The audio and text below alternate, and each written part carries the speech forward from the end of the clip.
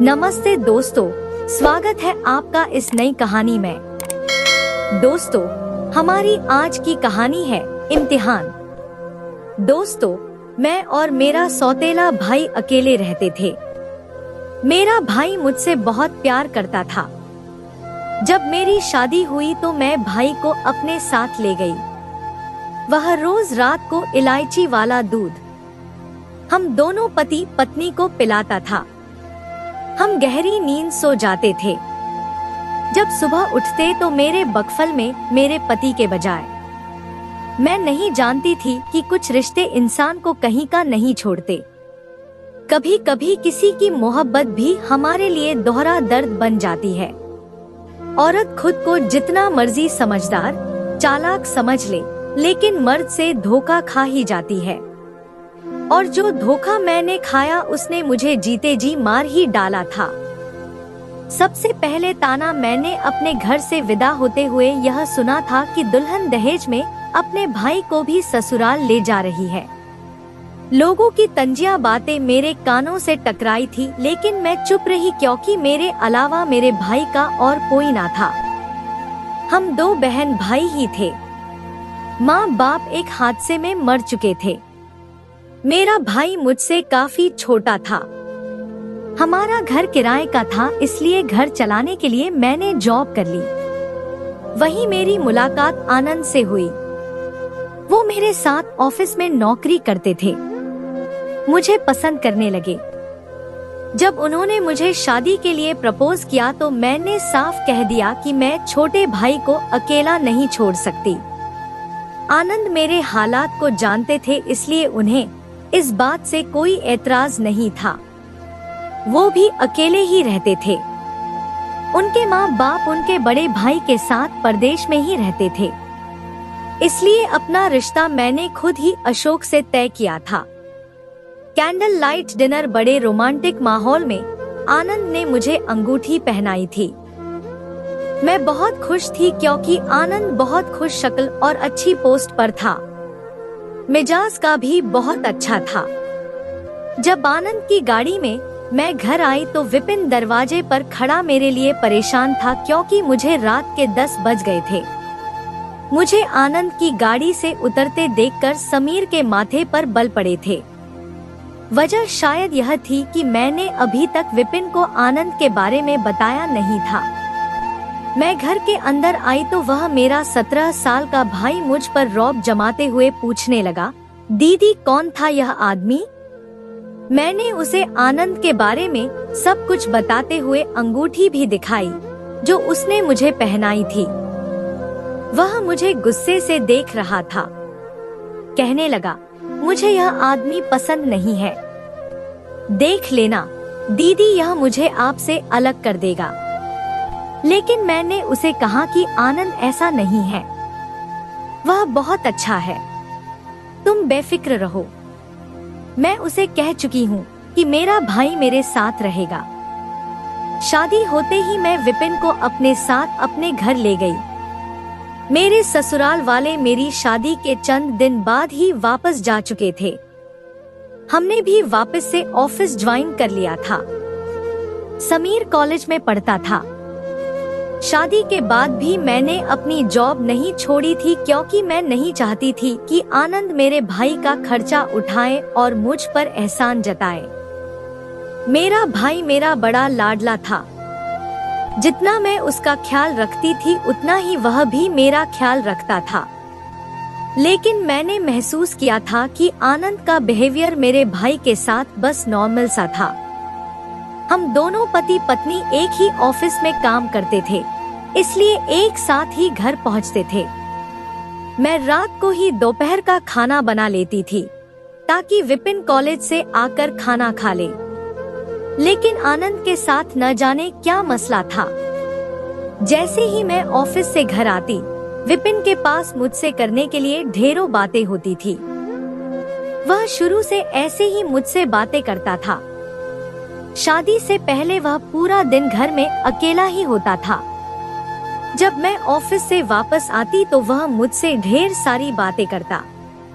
मैं ही विपिन के लिए सब कुछ थी। उसकी माँ, उसका बाप, उसकी बहन। इसीलिए वह मुझसे बेतहाशा मोहब्बत करता था। आनंद जब तक मेरे साथ ऑफिस में होते वह बिल्कुल ठीक होते थे, लेकिन जब घर आते तो विपिन को देखकर उनका मूड ऑफ हो जाता। हालांकि हमारे आने पर विपिन ही हमें खाना गरम करके देता था और खाने के बाद चाय भी बना कर देता था, लेकिन आनंद उसकी किसी बात का जवाब नहीं देते थे। शुरू में समीर ने बहुत कोशिश की कि वह अशोक से घुल मिल जाए, लेकिन अशोक का उखड़ा उखड़ा अंदाज देखकर वह उससे बात करने से ही कतराता ही था। लेकिन मैं अपने भाई को वक्त जरूर देती थी। मैं रात को अगले रोज का खाना बना लिया करती थी। इसी दौरान विपिन मेरी मदद भी करता रहता था और बातें भी। वह मुझे अपने कॉलेज के किस्से सुनाने लगता। मेरा यह वक्त बहुत अच्छा गुजर जाता था, लेकिन आनंद अपने कमरे में ही होते थे। मैं जब सारे काम निपटा कर कमरे में जाती थी तो आनंद का मूड बहुत खराब होता था। मैं भी दिन भर की थकी होती थी, इसीलिए कमरे में आकर लेट जाती थी। अशोक लैपटॉप में न जाने क्या करते रहते थे। चंद दिन तो यही सब कुछ चलता रहा, लेकिन एक दिन मैं अपने कमरे में आई ही थी। आनंद भी वहीं मौजूद थे। जब विपिन ने मेरे कमरे का दरवाजा इतनी जोर से खटखटाया कि मैं डर सी गई। आनंद भी उठकर बैठ गए। मैंने जल्दी से दरवाजा खोला तो विपिन बदहवास सा था। उसका पूरा चेहरा पसीने से शराबोर था। वह इस कदर घबराया हुआ था जैसे कुछ अनहोनी सी हो गई हो। वह अंदर आते ही मेरे गले लग गया। कहने लगा, दीदी, उस कमरे में मैंने साया देखा है। मुझे बहुत डर लग रहा है। वह मुझे मार डालेगा। प्लीज आप आज मेरे पास सो जाएं। वह बचपन से ही साये से डरता था। पता नहीं क्यों वह साये को देखकर डर जाता था। पहले वह मम्मी के साथ सोता था, फिर जब मेरे मम्मी का देहांत हो गया तो वह और भी डरने लगा। फिर मेरा हाथ पकड़कर ही सोता था। मैं उसे सहलाने लगी, तसल्ली देने लगी। मैंने कहा, हाँ विपिन, तुम अब बड़े हो गए हो, ब्रेव बॉय बनो। मैं अभी उसे समझा ही रही थी कि आनंद मेरे पास आकर न जाने क्यों मुझे गुस्से से घूरने लगे। विपिन मुझसे पीछे हट गया, लेकिन मेरी मिन्नत करने लगा कि मैं उसके पास बैठ जाऊं। जब मैं सो जाऊं तो पक्का आप अपने कमरे में चली जाना। मैं विपिन के साथ उसके कमरे में चली गई। मेरा हाथ पकड़े 1 घंटे में वह सो चुका था। मैं वापस कमरे में आई तो आनंद सिगरेट पी रहा था। पूरा एशट्रे वह सिगरेट से भर चुका था। मुझे देखकर कहने लगा कि यह क्या तरीका है तुम्हारे भाई का कि तुम्हारे गले ही लग गया। छोटा तो नहीं है वह, जरा तमीज और लिहाज नहीं है उसमें। मैं उसकी बात सुनकर हैरत हुई थी, लेकिन फिर भी मैं ना जाने क्यों सफाइयां देने लगी। मैंने कहा कि मम्मी पापा की मौत के बाद से वह डरने लगा था। मेरा छोटा भाई है, क्या हो गया है आपको? लेकिन वह तो नाराज होकर रह गया। कहने लगा, भाई है लेकिन छोटा हरगिज नहीं है, इसलिए आज के बाद मैं उसे तुम्हारे करीब ना देखूं।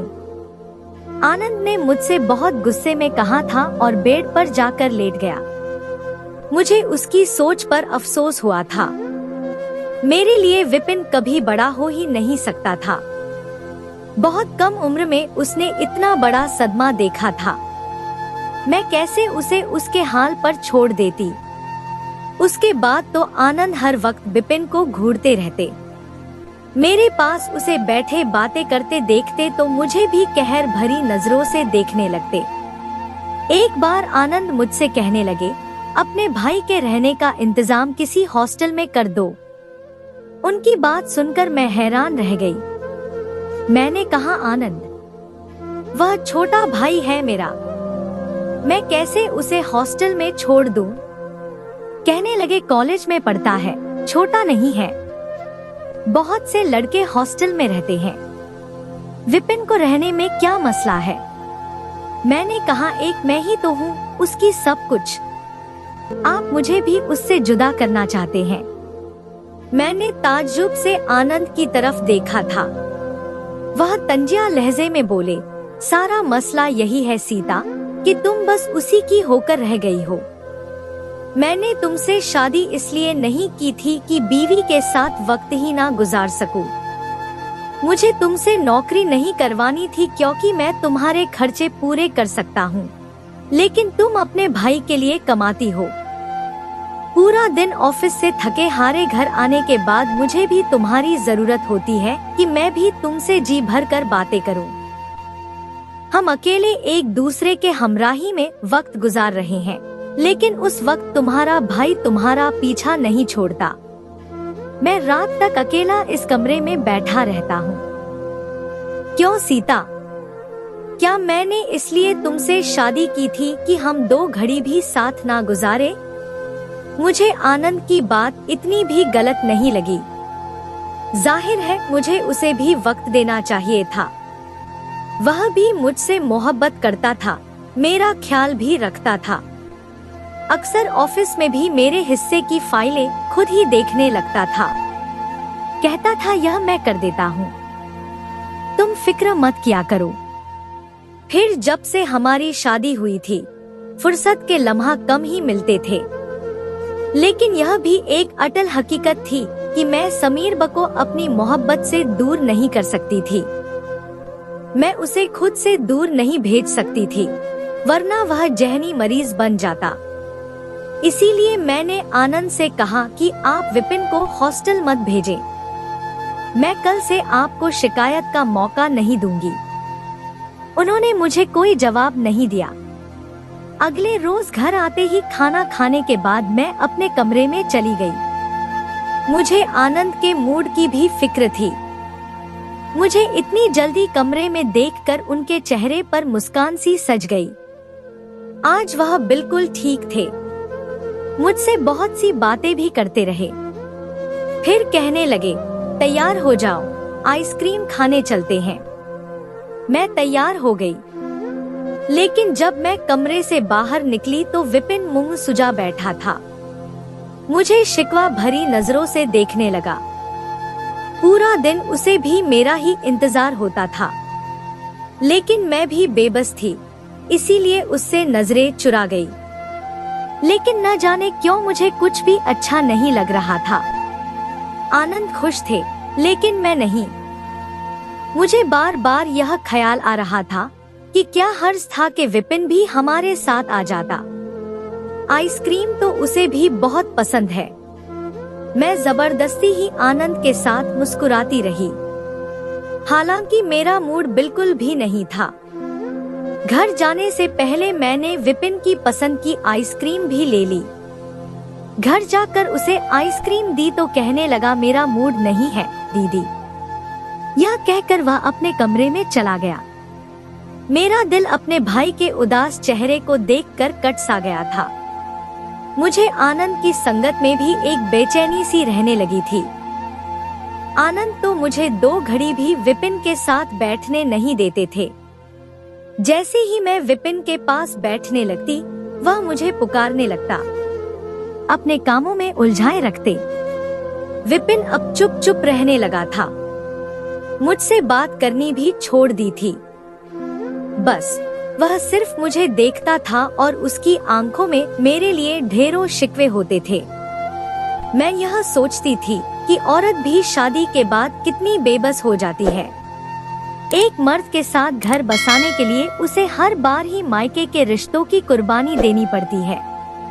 मेरा पूरा मायका मेरा बस एक भाई ही तो था, वह भी आनंद से बर्दाश्त न था। मुझे कभी कभी विपिन का उदास चेहरा देखकर यह लगता था कि मैंने शादी करके अपने भाई के साथ ज्यादती कर दी है। एक दिन जब हम ऑफिस से घर आए तो विपिन कहने लगा कि चीनी खत्म है, मैं चाय के लिए चीनी लेकर आता हूँ। वो चीनी लेने चला गया। इतनी देर में मैंने खाना गरम किया और आनंद के साथ खाना खाने लगी।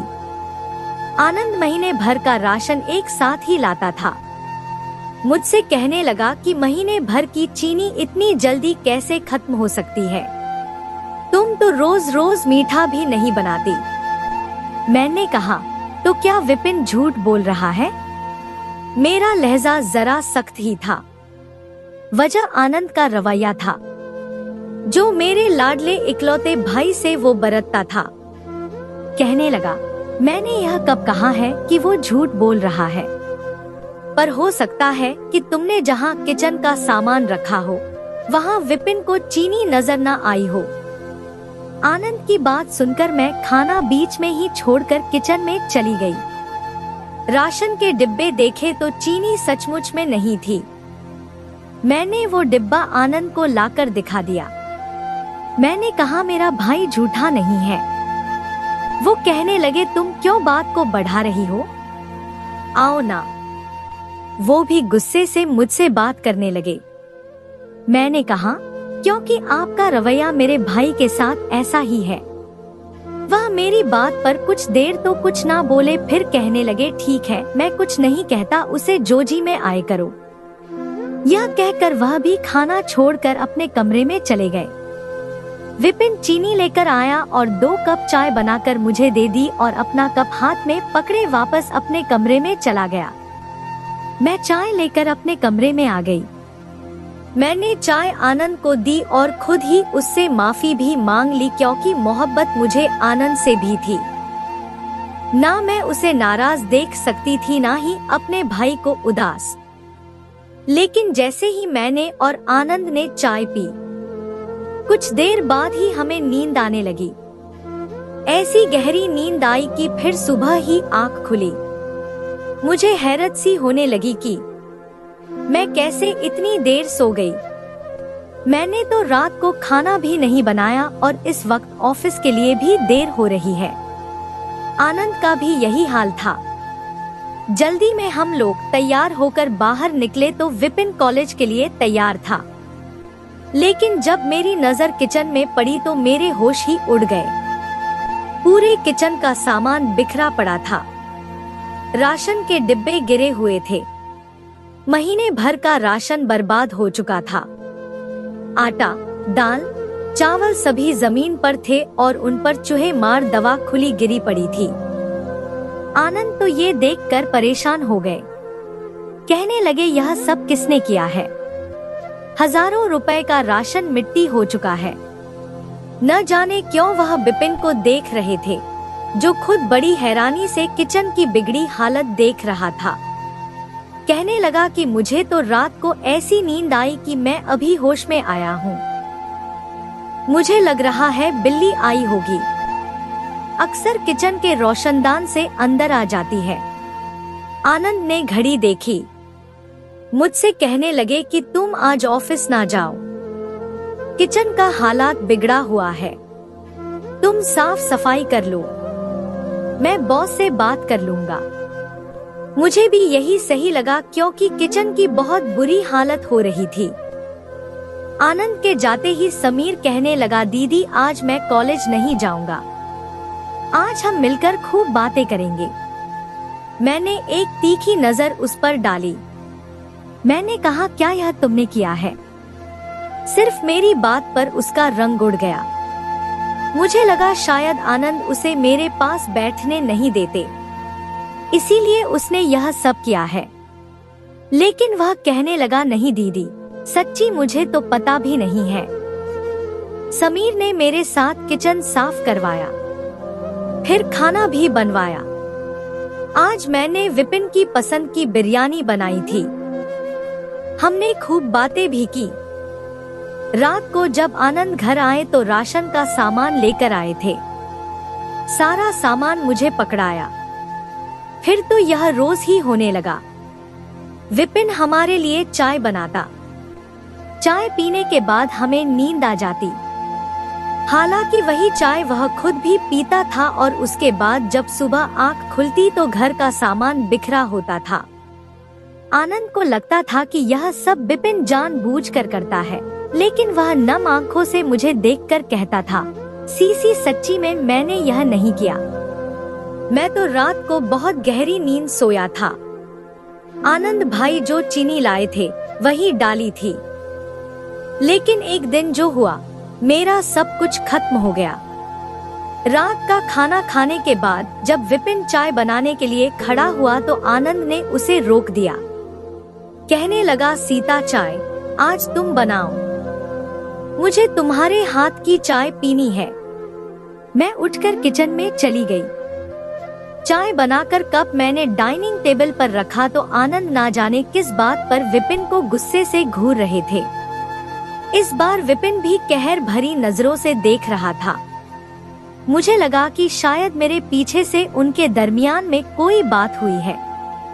विपिन मुझ पर एक नजर डालकर उठकर अपने कमरे में चला गया।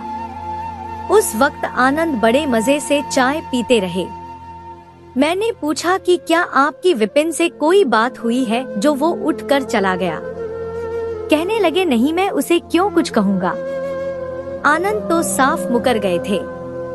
लेकिन अगले रोज विपिन को मैंने बैग के साथ अपने कमरे से निकलते देखा तो मैं परेशान सी हो गई। मैंने कहा, तुम कहाँ जा रहे हो इस वक्त। कहने लगा, यहाँ नहीं रहूंगा, कहीं भी चला जाऊंगा। यह बात सुनकर मैंने आनंद की तरफ देखा। वो नजरें चुरा गए। मैंने कहा, तुम कहीं नहीं जाओगे विपिन, अगर तुम कहीं जाओगे तो मैं भी यहाँ नहीं रहूंगी। मेरी बात सुनकर आनंद मुझे हैरत से देखने लगे। मेरे पास आकर कहने लगे, तुम कहीं नहीं जाओगी समझी, इसे जहाँ जाना यह जा सकता है। मैंने कहा, हरगिज भी नहीं। आनंद, अगर आपके घर में मेरे भाई के लिए कोई जगह नहीं है तो मैं भी यहाँ हरगिज नहीं रहूंगी। मेरी बात पर आनंद कहने लगे कि मैंने उसे जाने के लिए नहीं कहा। विपिन कहने लगा, दीदी मुझे जाने दे, मैं आपका घर बर्बाद नहीं करना चाहता। आनंद फिर से गुस्से से बोले।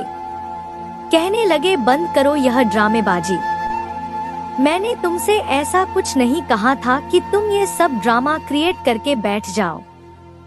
मुझे आनंद की बात पर गुस्सा आने लगा। मैंने कहा, गलती मेरी है कि मैंने आपकी बात पर एतबार किया। यह भूल गई थी कि यह एक औरत का ही फर्ज होता है कि वह अपने पति के साथ साथ उसके घरवालों की देखभाल में भी अपनी सारी उम्र गुजार देती है।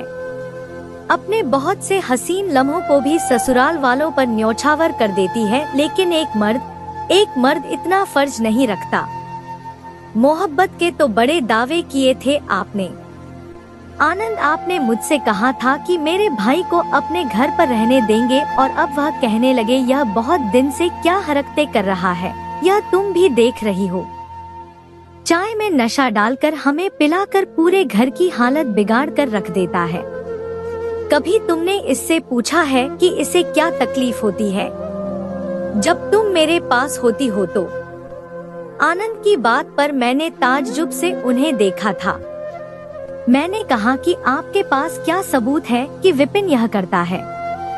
हो सकता है आप यह सब करते हो ताकि विपिन को घर से निकालने का आपको बहाना मिल जाए।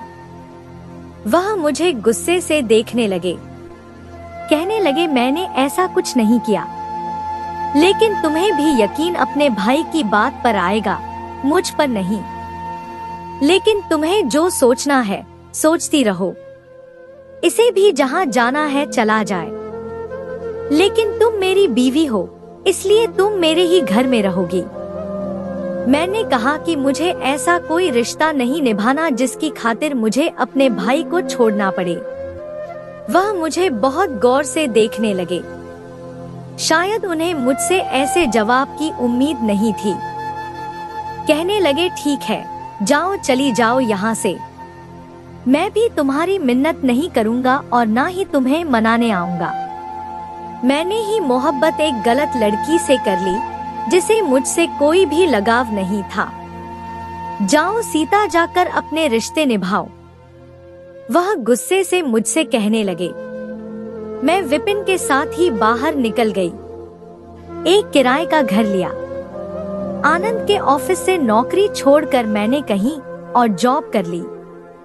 समीर बहुत खुश था। मैंने खुद को बहुत बिजी कर लिया। मैं अशोक को सोचना भी नहीं चाहती थी, लेकिन कुछ चीजें इंसान के बस में नहीं होती, जिनमें से एक मेरे लिए अशोक की मोहब्बत थी। समीर अब भी मुझसे बहुत मोहब्बत करता था। वक्त गुजरने लगा था। अब वो इस काबिल हो गया था कि नौकरी करने लगा था। मुझसे कहने लगा कि अब आपको नौकरी करने की कोई जरूरत नहीं है। मैंने भी जॉब छोड़ दी है। समीर से उसकी शादी के लिए कहा तो कहने लगा कि पहले आप शादी कर ले दीदी। मैंने कहा कि अब ऐसी कोई ख्वाहिश नहीं है। फिर मैं अब भी आनंद की पत्नी हूँ, लेकिन वह ना जाने कहाँ जा चुका है। तुम हो ना समीर, तुम्हारी शादी होगी, बच्चे होंगे तो मेरा भी दिल लग जाएगा। मेरी बात सुनकर वह कुछ गुमसुम सा मेरे पास बैठ गया। कहने लगा मुझे शादी नहीं करनी, वह लड़की मुझे आपसे जुदा कर देगी। मैंने कहा क्यों जुदा करेगी बहन, भाइयों के रिश्ते कभी नहीं टूटते। कहने लगा आप जैसा हौसला शायद मुझ में नहीं है, या शायद कल को वही वक्त मुझ पर भी आ जाए जो आप पर आया था। तो आपने तो मेरा साथ दिया था। मैंने कहा कि जरूरी तो नहीं कि तुम्हारी बीवी आनंद जैसी हो। विपिन ने अपनी एक कुलीग से शादी कर ली थी, लेकिन वह मुझे बर्दाश्त नहीं करती थी। उसे विपिन पूरी तरह चाहिए था। उसकी संगत में उसे मेरा वजूद बुरा लगने लगा था। अब तो विपिन भी बदलने लगा था। मैं एक नाकारा सामान की तरह एक कोने में पड़ी रहती थी। वह कई दिन मुझे पूछने तक नहीं आता था। वह दोनों मियाँ बीवी आपस में खुश रहते, हंसते बोलते। एक बार मैंने उससे कहा कि विपिन तुम तो मुझे भूल ही गए हो। कहने लगा सपना को मेरा वक्त चाहिए था, और मैंने कहा कि मुझे नहीं चाहिए। फिर कहने लगा कि मुझसे बहुत बड़ी गलती हो गई, मैंने आपके साथ अच्छा नहीं किया। मैंने कहा कि क्या मतलब। कहने लगा कि जिस वक्त आपकी शादी हुई थी तो आनंद भाई को आपका वक्त चाहिए था, लेकिन यह बात मुझे ना समझ में आई, ना ही मुझसे बर्दाश्त होती थी। इसीलिए मैं आपको उनसे दूर रखने के बहाने ढूंढता था। कभी घर जाने का बहाना बनाता, कभी नशा वाली चीनी खिला देता, घर को बिखेर के रख देता। यह सब मैंने ही किया था। लेकिन मैं यह भी जानता था कि आप मुझसे जितनी मोहब्बत करती हैं, मेरी ही बात पर भरोसा करेंगी। उस दिन आनंद भाई आपसे सच कह रहे थे। वह मुझसे कुछ भी नहीं कहते थे, बस यही कहते थे कि तुम क्यों अपनी बहन का घर खराब कर रहे हो। लेकिन मैंने ही बात का बतंगड़ बना दिया था। लेकिन मुझे उस वक्त यह बात समझ में नहीं आई थी, जो अब शिफाली की मौजूदगी ने समझा दी है। मुझे माफ कर दे दीदी, मैं आपसे बहुत मोहब्बत करता था, इसलिए खुदगर्ज हो गया था। उसकी बात सुनकर मैं उसे क्या कहती कि कितनी आसानी से तुम्हारी मोहब्बत ने मुझे बर्बाद कर दिया विपिन, वरना मेरा भी पति और बच्चे होते, अपना घर होता। उसने तो 10 मिनट में अपने किए की माफी मांगी और अपने कमरे में चला गया, और मेरी तो सारी जिंदगी तन्हाइयों के हवाले कर गया था।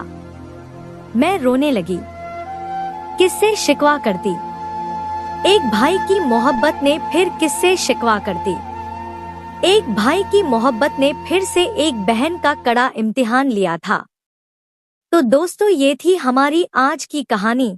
आपको सुनकर कैसी लगी हमें कमेंट करके जरूर बताएं। दोस्तों, हमारी वीडियो को ज्यादा से ज्यादा अपने दोस्तों में शेयर करें और हमारे चैनल को भी सब्सक्राइब कर लें, ताकि आने वाली वीडियो का नोटिफिकेशन आप तक तुरंत पहुंचे। मैं मिलती हूं आपसे अगली वीडियो में, तब तक के लिए धन्यवाद।